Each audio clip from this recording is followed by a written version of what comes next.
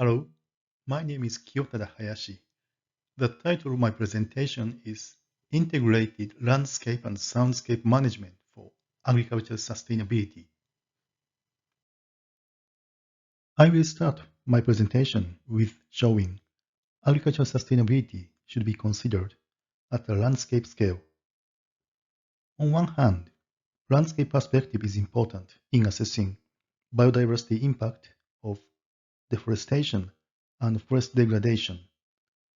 On the other hand, soundscape is important because biodiversity data are limited in tropical regions, the main production area of global crops such as oil palm.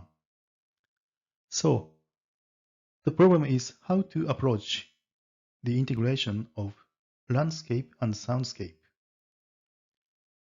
In this presentation, I will show you a new perspective on integrated landscape and soundscape management.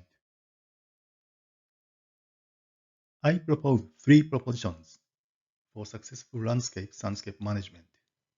I'll explain each one in order. The first one is update attitudes towards the problem.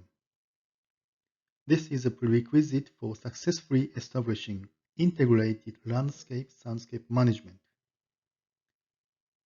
We have to move from the isolated mode to the joint problem-solving mode.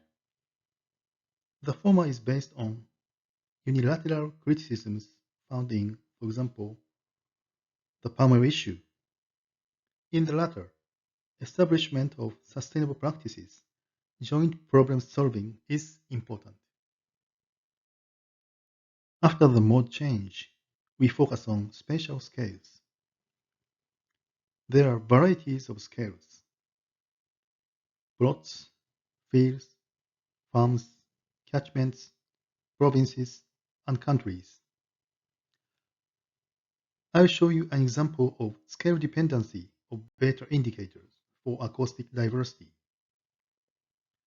Beta indicators measure the differences between paired soundscapes. We compared soundscapes between an oil palm plantation and surrounding forests in South Sumatra in Asia. P1 to P4 and F1 to F5 are recording locations in Dawas plantation and surrounding forests. We identify the differences in beta indicators for acoustic diversity between micro and macro scales. Microscale measures the difference between the left and right channel of the same recorders, and macroscale measures the difference between the different locations. The result shows that in the macro scale, the forests are more diverse, but in the micro scale, the oil palm plantation is more diverse. That is, the result is dependent on the scale. There are two important indicators. First, we can use both landscapes and soundscapes to analyze spatial structures, although there are differences between landscapes and soundscapes. For example, beta indicators for acoustic diversity is limited to pairwise indicators. Second, scale explicit assessment is necessary in, for example, biodiversity assessment in life cycle assessment. Then we extend the concept of spatial structure. I propose the importance of interconnections among regions. These figures illustrate the linkage between different landscapes and soundscapes.